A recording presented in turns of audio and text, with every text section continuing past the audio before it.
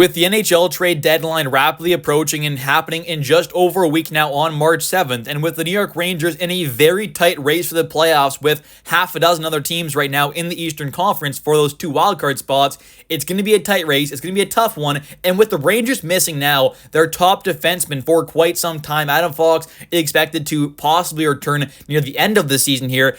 The Rangers are in an interesting spot where maybe they look to do a lot of selling, maybe do a bit of both buying and selling, or possibly just do a bit of buying. Now, I don't think that's necessarily the best decision to just be buyers, but in today's video, we're going to take a look at 5 of the New York Rangers' most realistic kind of trade assets that, make sense to possibly trade away, and we're going to take a look at what value the Rangers could possibly get back in return if they do decide to trade away these certain players. So let's get right into it here and start off with the forwards, where we have, first off here, Riley Smith, and he was picked up this past offseason from the Pittsburgh Penguins in a deal where the Rangers sent over, I believe it was, a second and a fifth round pick. The Penguins ended up retaining a little bit of money on his contract as well, and the Rangers picked him up knowing he was an expiring deal. He had 1 year left under contract, so the Rangers picked him up as a rental pretty much, and he very well could end up getting flipped once again as a rental, with the Rangers, maybe looking to kind of trade away some of these older players who maybe aren't going to be around here for the long-term future, like Riley Smith, who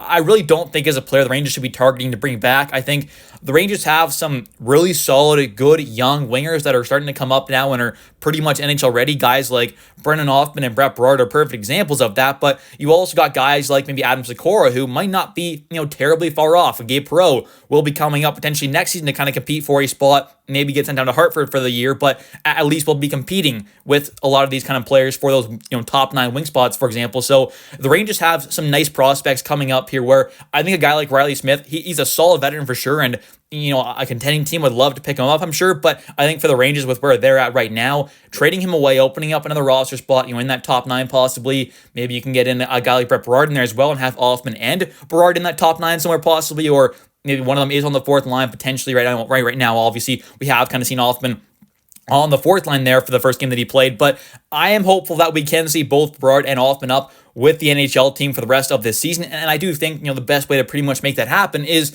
to possibly trade away a guy like Riley Smith, who I do think can net back some pretty decent value. Now, I definitely don't think the Rangers are going to get back fully what they traded away, being a 2nd and a 5th rounder, but I do think something around the value of like a 3rd round pick and maybe a low tier prospect, or maybe it's like maybe a 3rd and a 6th round pick possibly, something around there wouldn't be the most shocking thing in the world. And you also have to consider around the trade deadline, that's when you do normally see some of these players who maybe you think is only, worth about a 4th rounder go for a 3rd. And maybe you guys like about a 3rd rounder go for a 2nd. You see these kind of overpays all the time where these contending teams, maybe spend a little too much on some of these rental players, especially at the deadline. So I definitely do think, a 3rd round plus for a guy like Riley Smith is possible. He's been a good playoff performer. He's won that cup. He's got a lot of playoff experience. He's a veteran guy, solid 2-way winger, can help on the PK, maybe a bit on the PP2 unit as well for a contending team possibly. Like, he is a solid veteran winger, so I think, adding him to a contending team would definitely be a good fit there, especially if you're putting him on to like your 3rd line possibly. That's not a terrible 3rd liner to have on a kind of team that's going for the cup. So I think a contending team would definitely be more than willing to give up some decent value for him. What that exactly is, I'm not sure, but something around, a 3rd rounder, a little above that is definitely not shocking. Maybe you can get like a 2027 2nd round pick from a contending team if they get really desperate. That definitely is somewhat possible, in my opinion. And next up here for Jimmy Vesey, I think he's a player who could be a decent trade candidate because I actually think you could probably get back something decent in return. Now, you're not going to get back a ton, but you could get back something decent for a 4th liner. And we've seen in the past where some of these 4th line guys, or maybe bottom pairing defensemen, or kind of depth forwards, depth defensemen, actually go for, a decent bit of value there. So I really do think you probably get back something around like a 4th round pick possibly for Jimmy Vesey. And if you can do that, I think that's definitely worth it. Now, maybe you do want to keep him around because he's a solid veteran guy. He's been around for a long time now. Might just be a decent guy to kind of hold on to here down the stretch. But I think if you can get back a 4th rounder or a decent prospect possibly, it might not be the worst idea to trade him away, as he's not the most valuable piece, obviously, to this team, but he is a nice veteran guy to have around.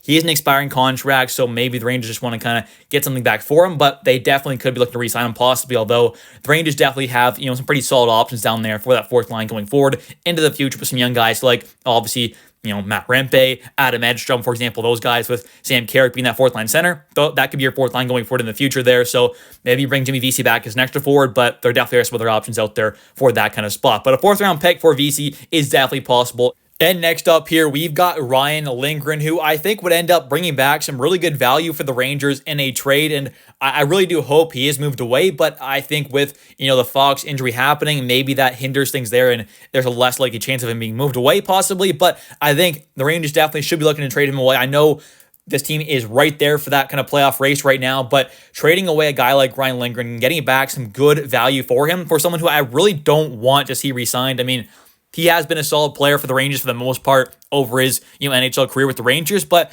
I think with kind of where he's at in his game and how he's kind of really taken some big steps back overall in his development and possibly how much money he's going to be wanting this upcoming offseason, I think it's time for the Rangers to move on there, add in a different type of defenseman instead of Lindgren and moving him away and getting back some good value back, whether it is picks and or prospects, I think could be a really good thing. Now, what kind of value you could get back for someone like Ryan Lindgren, because he is, that heart and soul kind of teammate. He's got that, playoff experience there, plays a hard-nosed game, although isn't the biggest guy there, plays a tough game there, obviously willing to block shots, battling corners, do all that kind of dirty stuff there, great teammate, all that kind of stuff there. So he would be definitely valued for a playoff team, a contending team there, maybe go on that third pair and just be a solid kind of depth guy. That could be a solid third liner. So I think adding him in for a contending team could make sense there.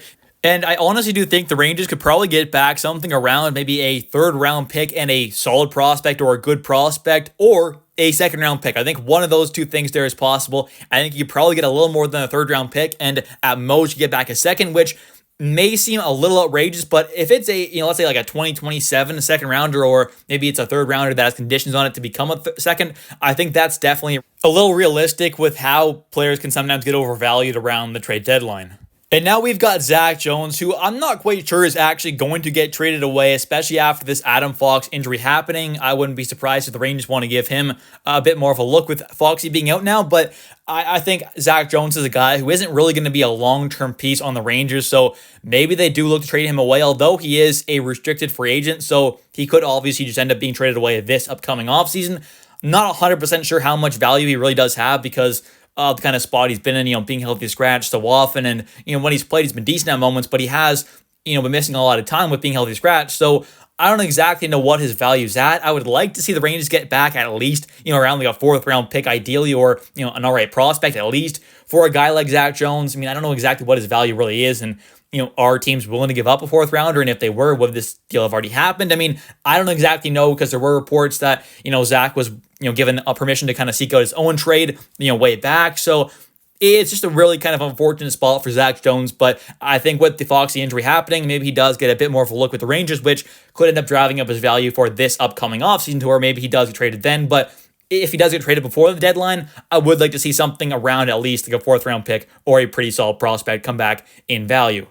And those are really my only four kind of trade candidates on the New York Rangers to be traded away at this upcoming trade deadline. Now, this upcoming offseason, we could see a bunch of rumors kind of circulating around, or maybe we see, some rumors about Zibanejad or Kreider or Keandre Miller. And, I definitely wouldn't be surprised if we saw, a trade happen, for example, with a guy like Keandre Miller this upcoming offseason. I wouldn't be shocked at all. So we'll have to wait and see. But really and truly, those are the only kind of four guys I see getting traded away at this upcoming trade deadline off the New York Rangers kind of main roster. Now, obviously, we could see some prospects or other kind of depth players move in some other deals, but out of that kind of main NHL roster right now on the Rangers, those are the kind of the only main four guys I see being moved away possibly.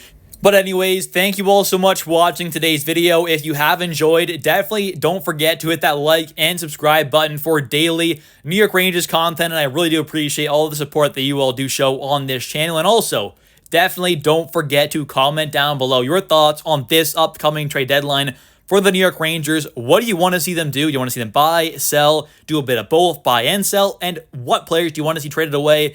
I'll catch you next one, and let's go Rangers.